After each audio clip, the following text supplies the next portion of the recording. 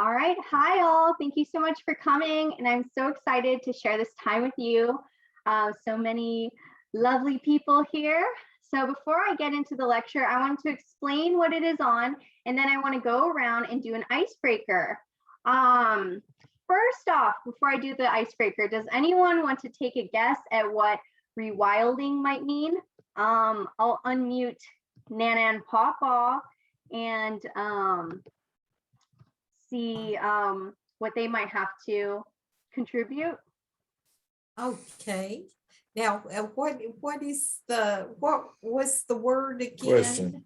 Rewilding. Rewilding. No, I don't believe I've heard that term. Do you have any idea about what it might mean? Oh, no, not really. All right. Anyone else? What about you, Shoshana? What do you think it might mean?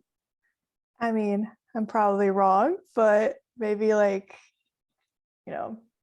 instead of like taking from nature, kind of like planting, that kind of stuff. Yeah, exactly. Oh, cool.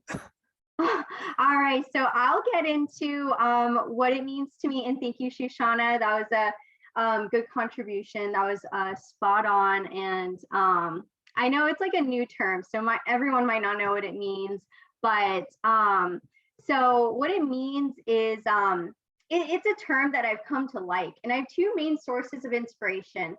First is the Weston A. Price Foundation. The Weston A. Price Foundation was started by a dentist who traveled the world to see the link between dental health and overall health. What he discovered was that the people who ate according to their local environment were the healthiest generally. He was expecting them to be vegetarians, but they were not all vegetarians. Some ate a lot of dairy products, such as the people living in the Swiss Alps. They ate their local dairy, their local bread. They were not low carb. They were not vegan. They were not keto. They were not on a diet. They were just eating according to their local environment. And they were healthy, strong bones, strong teeth, clear complexion, really happy. So the Weston A. Price Foundation has written books, one of which is free on Amazon that I've read. It's called Nourishing Traditions for Baby and Child Care. And I take a lot of inspiration from that book. Where the term rewilding comes from is that it's a movement that is reintegrating us into a more wild, holistic, or natural state. I heard it first from a company called Earth Runners. They make shoes that connect us to the Earth's magnetic field so that we can have the positive benefits of earthing. Earthing is essentially walking barefoot on the, hi Mom, thanks for coming. I'm gonna mute you until I ask to unmute you for discussions whenever I have questions. Let me get back to what I was saying. Earthing is, let me just give an example. It could be walking on soil, walking on grass, walking along a trail, walking along the beach, in the forest, barefoot. And the type of shoes we have today that have rubber soles act as antagonists to the conduction of that Earth's energy from the magnetic field of the Earth that helps us release positive ions. So essentially what positive ions are is when we're around electricity too much, especially Wi-Fi, you've probably heard that Wi-Fi can be damaging to our stress levels, immune system, sleep cycle.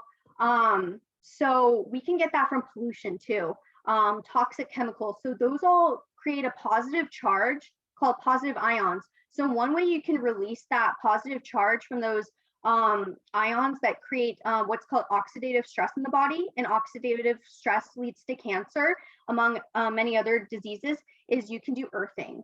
And earthing is essentially walking barefoot on that type of ground, on natural ground, not sidewalk, pavement.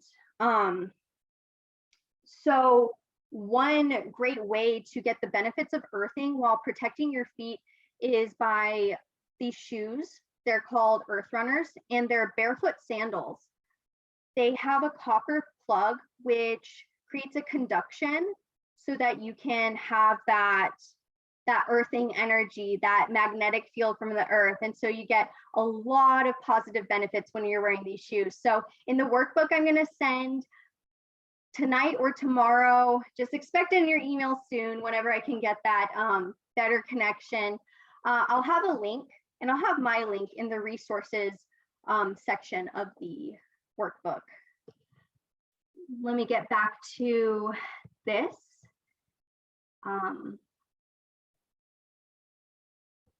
Also, with the shoes, with the Earth Runner shoes, it remolds our feet back to how they're supposed to be.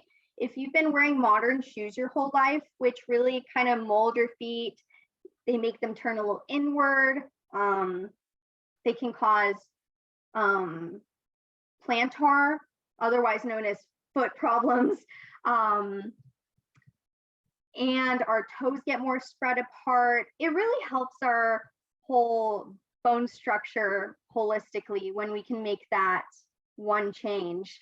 Of course, it's not going to fix everything, but it is one step into reintegrating ourselves with the earth and our natural bone structure before modern shoes change the way we walk and feel the earth. So next on the rewilding agenda is, let's talk about ancient grains. Raise your hand if you know what ancient grains are. Papa, do you know what ancient grains are? Oh, you know. Let me unmute you for a second. Do you want to tell me what your favorite ancient grain is? I don't know if I have a favorite ancient grain, but ancient grains are the real strain of the wheat or seeds that were natural, that haven't been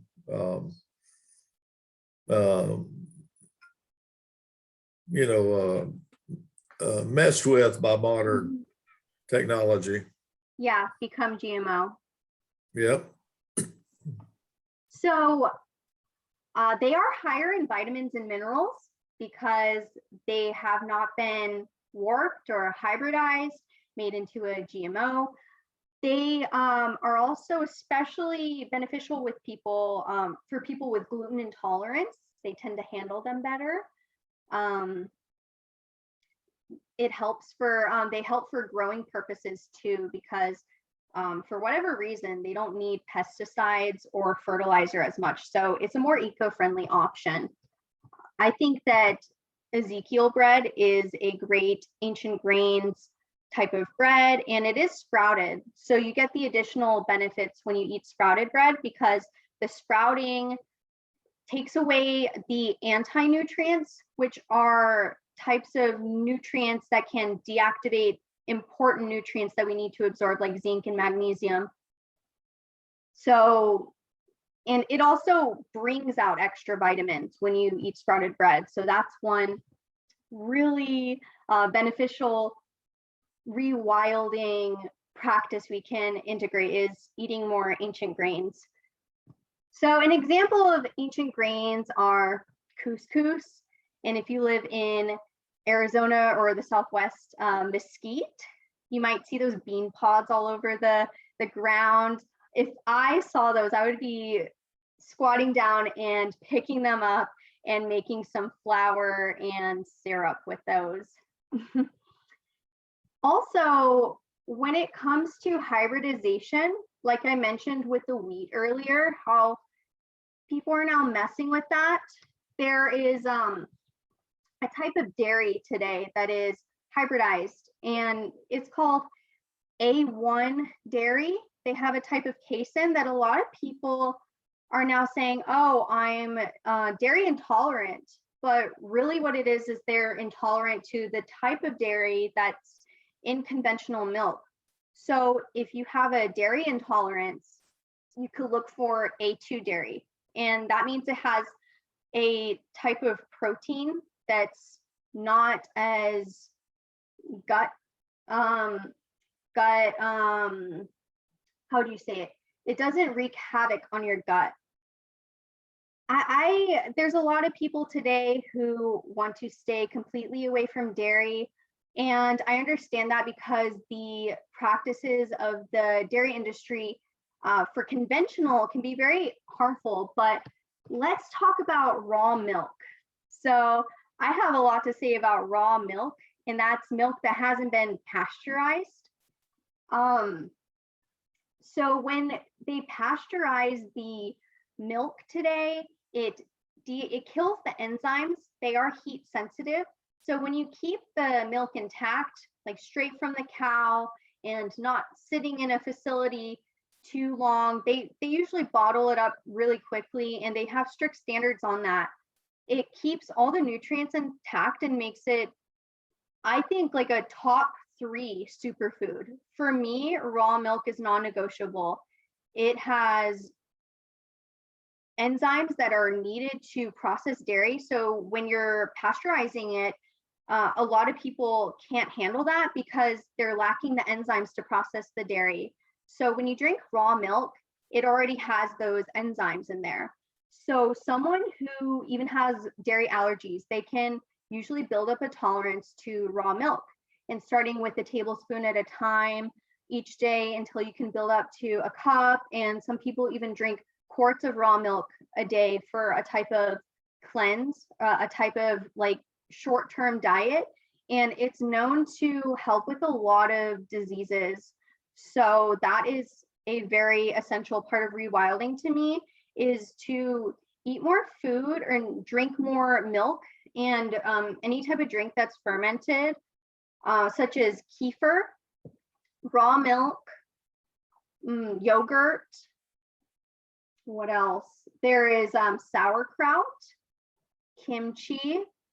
You can ferment a lot of things. So in my workbook, I do have resources on fermentation, and they will be in the resources section in the back of the ebook. So great. And I do have a list of ancient grains to share right now. Some of my favorite are einkorn, buckwheat, amaranth, and barley.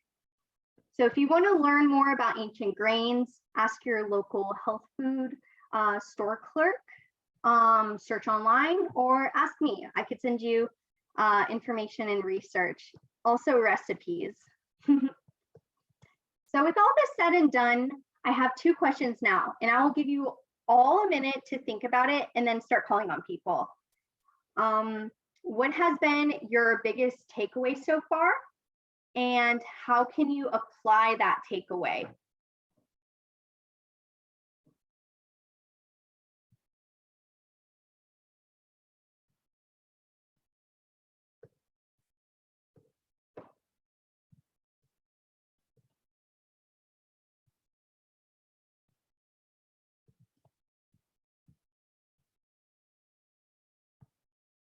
All right, I will start with Nana.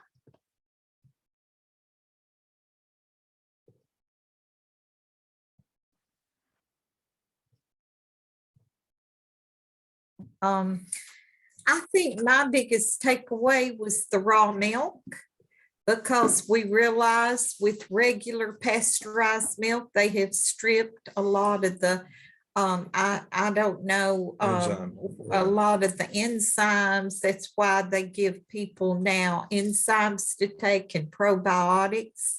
Yeah. And so it makes me realize I need to look probably for a dairy or somewhere close that I can get access to raw milk, and start adding that to our diet. And Papa's always said the same thing. Tell her about the raw milk.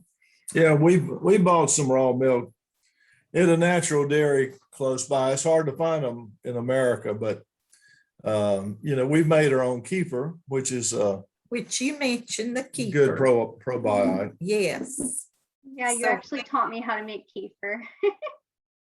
And we appreciate that because we really are interested in the ancient grains and trying to get back as natural as we can because the foods are loaded with GMOs.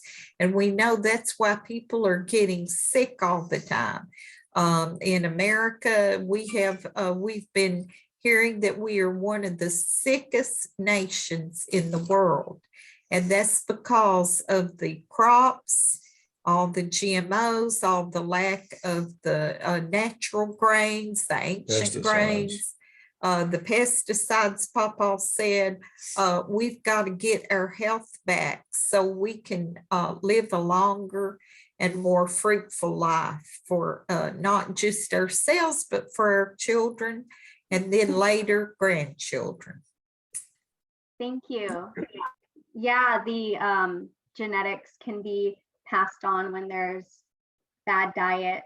So that was a great answer. And if you look at realmilk.com, then it can show local dairies that carry real milk or raw milk. I will call on Shoshana next. So I would say like a couple of things for like my main takeaways so far. For one, now like I generally have a pretty healthy diet, but like everything you said about ancient grains and like sprouted bread and like anti-nutrients and all of that, it's definitely like it makes you think like kind of to be more motivated to be like, okay, I need to take this more seriously. So definitely that, like eating way more raw and like the ancient grains and all of that. And also one of the things that you mentioned, because I know some people that they say they're dairy intolerant, is that you mentioned like the A1 dairy and like, you know, everything that goes into all that. So I'm definitely gonna look even more into that and like let them know too, because that might even help them. So thank you. Welcome, thank you.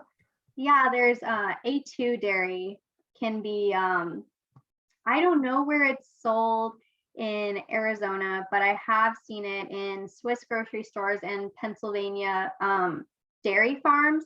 They usually have a little store on the farm, and it's really easy to find raw milk there. But in Arizona, I remember it being more of a struggle. I remember it being $7 for half a pint in Arizona. So I really want to help you guys and do some research on how you can find some cheaper raw milk. I'm actually going to read a little bit more, and then I'll get back to the other people about their biggest takeaways and how they can apply them in their life. All right. So next, I want to talk about foraging. So I think besides earthing, the biggest thing when it comes to rewilding is eating wild food. So I think it's really important for us to know at least a few foods in our natural environment that we can spot out and say, okay, that's edible. I'm just gonna grab some of that and take some home and eat it, or put into a soup, or make a jam from it, or make some gummies from it. So I want to talk about the top 3 foods to forage. And some of these can be found all over the United States. And some of these are specifically in Arizona or in some parts of Spain or the Middle East. Because most of the people here are from Arizona. So I did want to include specifically Arizona ones, but the first one can be found all over the world. And it's technically considered a weed, but I feel like that's just a label. It means it grows a lot and very easily, that it's not hard to maintain. So those are called weeds, but most of what we know as weeds are very medicinal. I want to start with nettle, and I do want to give a precaution to make sure to use gloves unless it's dead nettle, because most of the nettle is called stinging nettle. And that's because when you pick it up, it stings you. It's almost like poison ivy, but it's not when I got stung by it, it just stung me for a little bit and it went away after 20 minutes. It didn't leave a rash or anything. So it's not as bad as poison ivy, but it definitely stings. But drying the stinging nettle deactivates the little hairs that sting. So what you would want to do is handle with gloves and dry them in some type of dryer, or if you have like I have an oven that works as a dryer. Otherwise you can leave them out in the sun to dry. But why I mentioned nettle is because it's high in vitamins A, C, and K, as well as several B vitamins. It contains the minerals calcium, iron, magnesium, phosphorus, potassium, and sodium. And it contains the fats linoleic acid, linolenic acid. All right, thank you for coming, Hannah. You have a good time. Have a good day at work. And it also contains palmitic acid, stearic acid, and oleic acid. So those fats are, some of those fats are found in things like flax seeds. The other ones are found in olive oil. Some of those fats are also found in palm oil. So some good fats going on. It contains all the essential amino acids. So it is a complete protein. And I got that information from Healthline. So that is a lot of the nutrition we need in a food. I'm not saying we should just eat all this nettle and only rely on that. It's a good thing to include in your diet. It is low in calories, so that's why it can't be your primary food source. But fun fact, Audrey Hepburn survived on it and tulip buds during World War II. So again, she did almost starve to death, but that was something that was able to sustain her. So we do need 2,000 calories a day as women, and more calories the more active you are, and if you're nursing or pregnant. So yeah, me personally, I have about 2,300 to 4,000 calories a day because I'm a lightly active and breastfeeding mother. So, and I've remained the same weight. So some people, they worry about, oh, if I eat, 2,000 calories or even 4,000 calories, that I'm definitely going to gain weight. And that's not necessarily the case. When you have a healthy metabolism, you can eat a lot of calories and it will just give you more energy. So for me, my focus on nutrition is metabolism, addressing metabolism, what slows it, what speeds it up. So if you ever want to go through a nutritional evaluation with me or meal plans, I can definitely help with that. One thing I love about nettle that I've done with it creatively is I've made ice cubes from it. And I add it to this fermented ginger drink I make called a ginger bug. So I have that recipe included in the workbook in the resources section. And there's also I wouldn't say a cousin to stinging nettle. It looks a lot different, but it's more a sister to stinging nettle, and it's called dead nettle. And it has similar properties nutritionally and medicinally. Nettle's actually been very medicinal for me. It always gets rid of my tonsil stones, which is weird, but I learned that nettle is good for the lymph nodes and it's drying. So when there's too much mucus here, it can help dry that out.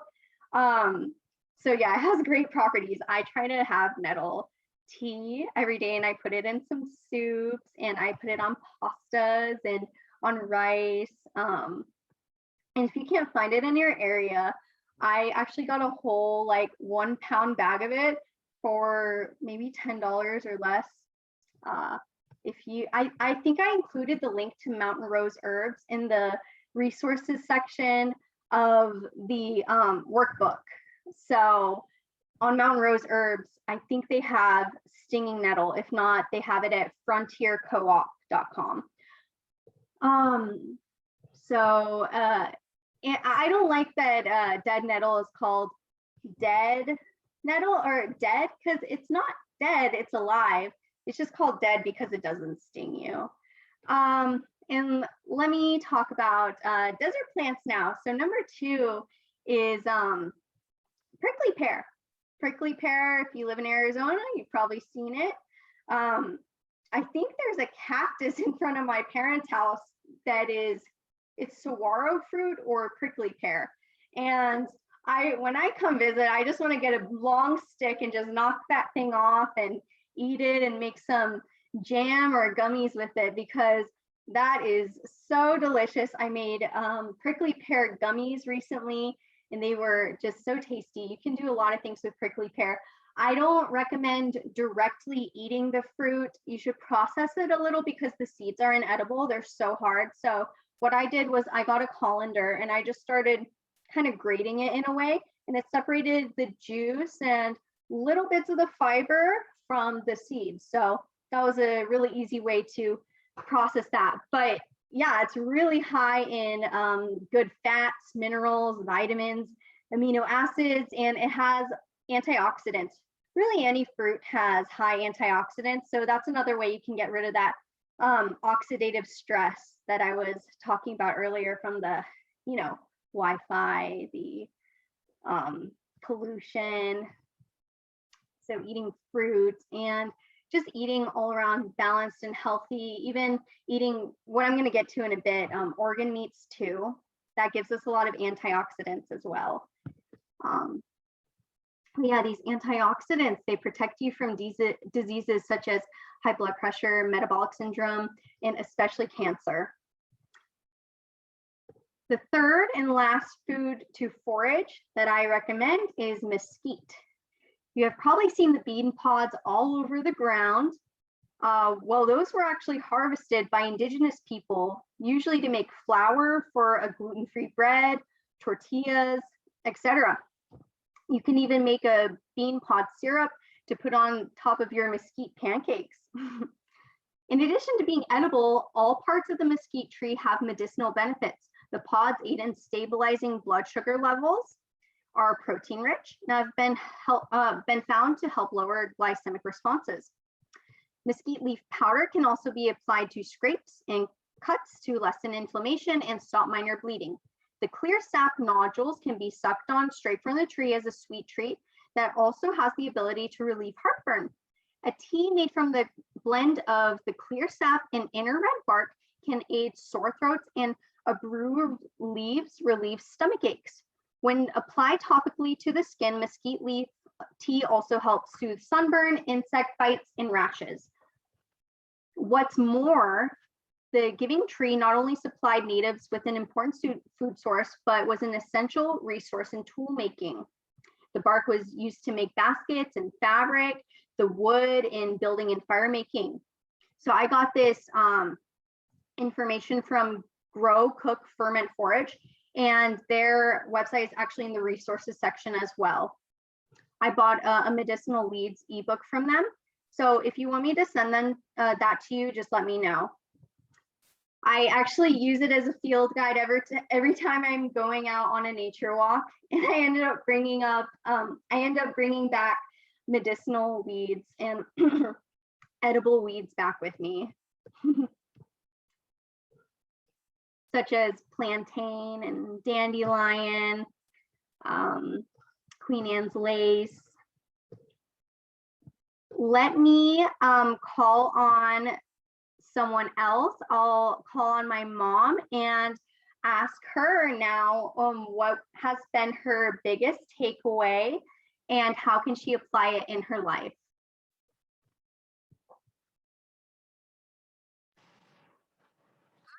I'm in the Jeep, but I'm interested. What I took away was about earthing, and I want the information about those barefoot sandals. I want to hear more about that. Send us the link. Thank you, Mom. I will definitely send that. So I'm going to try to go to either a cafe tomorrow or Monday, or see if I can wait for the workbook to upload. tonight. It may take an hour, but I'm going to send that to y'all as soon as possible. And it talks a lot about the earthing sandals, and it has my code too. It's a link you can use, and it's like an affiliate link. I was like, I love these so much. Is there any way I can get involved with this? And so they just give me a link, and so it's easy to distribute. So I'll that's in the resources section too. And on one of the pages, it goes in depth about the earthing and the earthing sandals.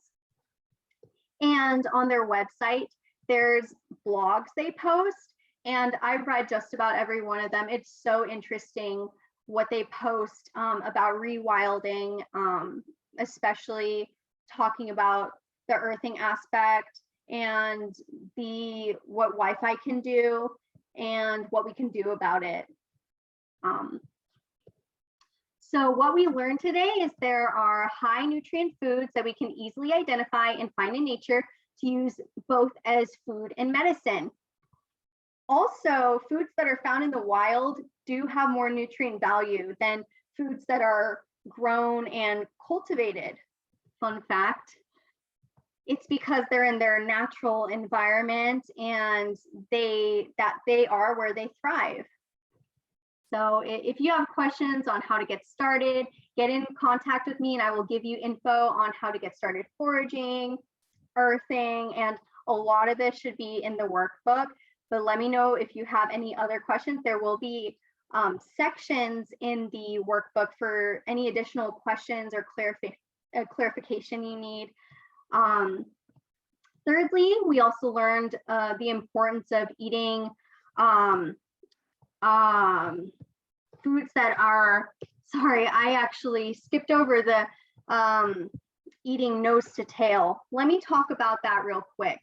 So nose to tail real quick is traditional peoples, especially Native Americans and early ancestral healers, believed that eating the organs from a healthy animal would strengthen and support the health of the corresponding organ of the individual. So for instance, if you have heart disease, then you could eat the heart of an animal and that will help heal your heart. And I looked into that biologically, and the heart of an animal contains high amounts of CoQ10. And that's actually what doctors prescribe people with heart disease. So you're getting it right from the source, and you're also getting the vitamins and nutrients that come with that. Now, a lot of people can't stomach organ meats, and I'm actually one of them. I actually very rarely eat liver, and I do wish I could stomach it, but I take it in the form of capsules. And there is a company called Ancestral Nutrients that sells these capsules. They sell bone marrow in capsules, beef organs, beef liver. Some people have problems with their gallbladder. They also sell gallbladder. They sell kidneys. So this is a way that you can get the nutrition without having to, taste it and stomach it. I think it is best to eat it while it is fresh, but this is a great alternative for people who absolutely cannot stomach that. So muscle meats are actually missing a lot of the minerals and vitamins that our body needs, such as fat soluble vitamins like vitamin A, D, E, and K. And vitamin A is very important for the immune system and for the skin. Vitamin A is also called retinol. So people who consume liver, their skin's just glowing, that liver glow, and it's helping our own liver too. So when our liver's not doing well, that can show on the skin. So with eating the whole animal, including the organs and bones like people used to do on a regular basis, we can see greater health benefits. In the workbook, I have a hidden liver meatballs recipe, and you're really just kind of sneaking in the liver and you don't even taste it. So this is another way to get the benefits of organ meats without having to just stomach some fresh off the grill liver. I couldn't really stomach that either. I tried to make pâtés, but it's really hard for me to eat that when I didn't grow up eating it.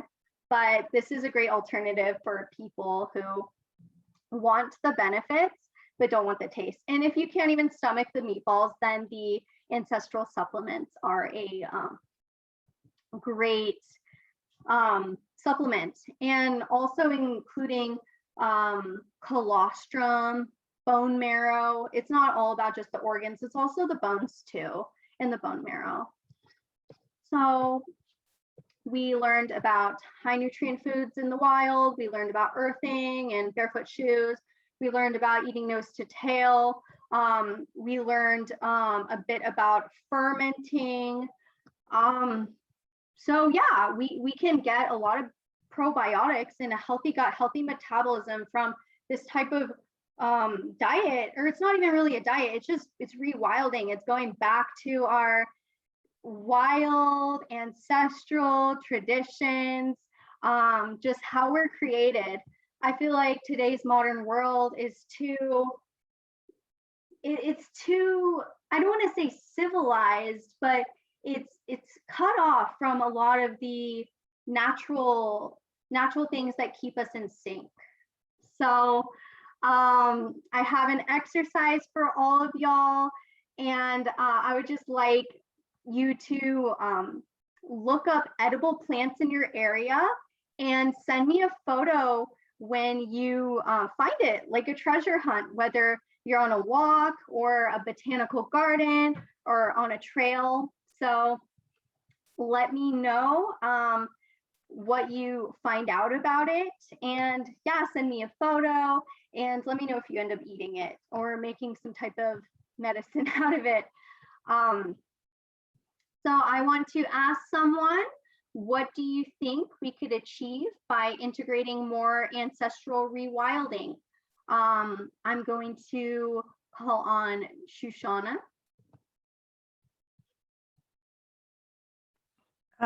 So you said, what I think we can achieve by doing that? Yes. Like on a personal level, or? Sure, if it's personal or collective, whatever angle you want to go at it at. I mean, I think definitely like what you're mentioning with, I guess like with like Wi-Fi and all that, kind of like reconnecting with nature. I guess people, especially in the US, they're very high stressed, like especially in the bigger cities. So I think, like, I don't know, maybe this sounds cliche, but like people seriously need to get out into nature like way more often. Like even just a hike, even just a quick hike. Like it, and you can tell too, like the amount of times I've spoken with people that, you know, they're always like bustling around, whatever, and they just take like a short hike over the weekend and they're just like, they decompress. Yeah. I don't know, I think people need to do that more often. And the diets, again, especially in the US with all the processed foods, everyone's always complaining about like a headache or a stomach ache. And I think eating better would fix that. Yeah. Yeah, the stomach aches, a lot of them come from the lack of probiotics. So yeah.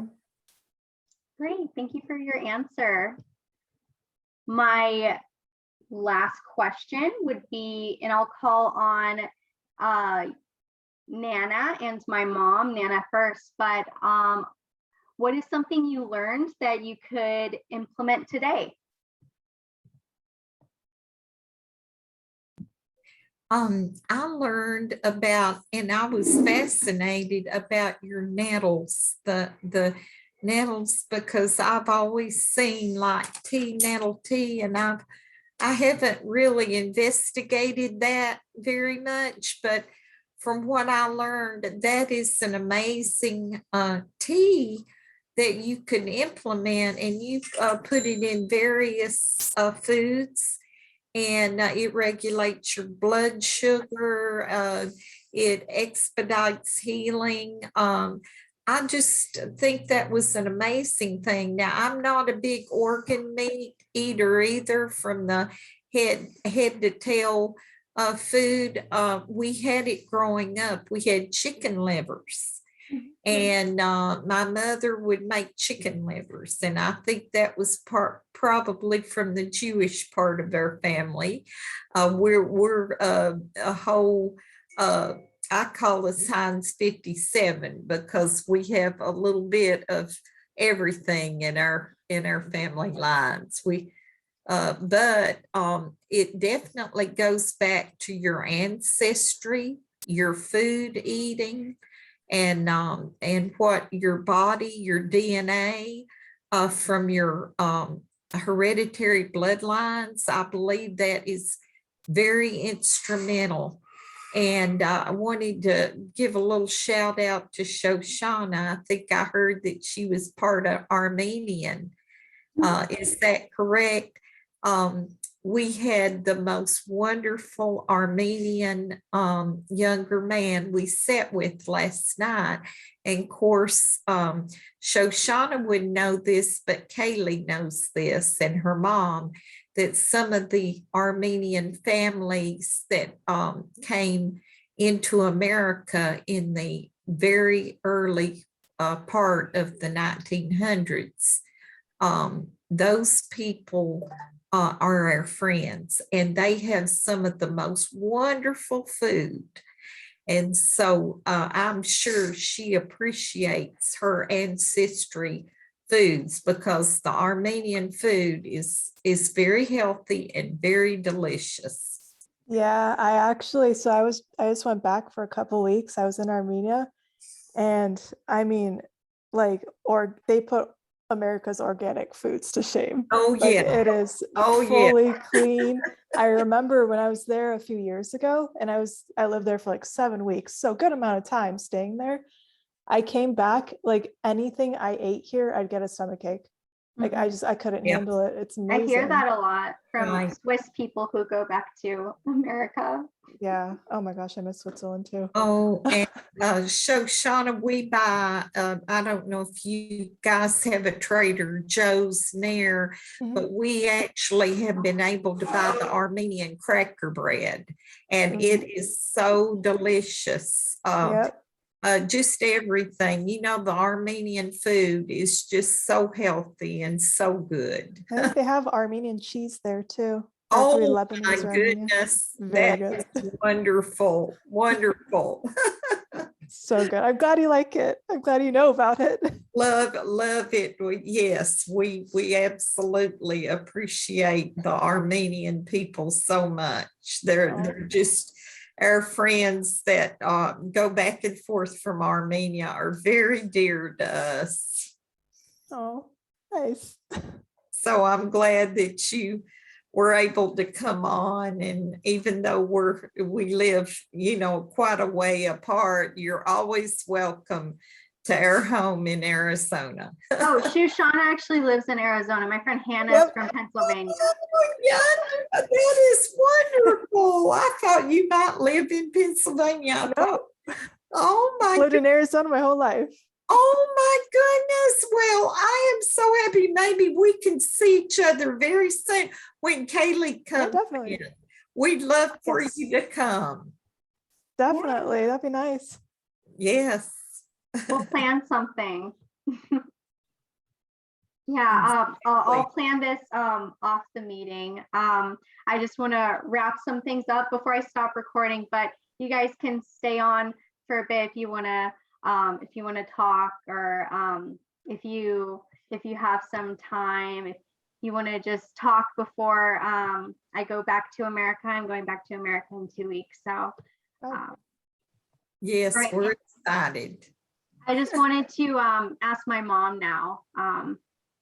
Y'all, Mom, what is something that you learned that you could implement today?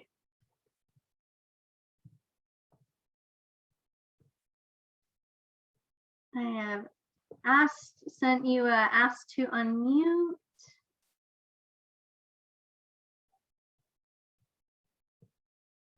Okay, I'm about to lose signal because I'm in a parking garage. Mm-hmm. But I'm interested in plants. I see pear cactus in the street, and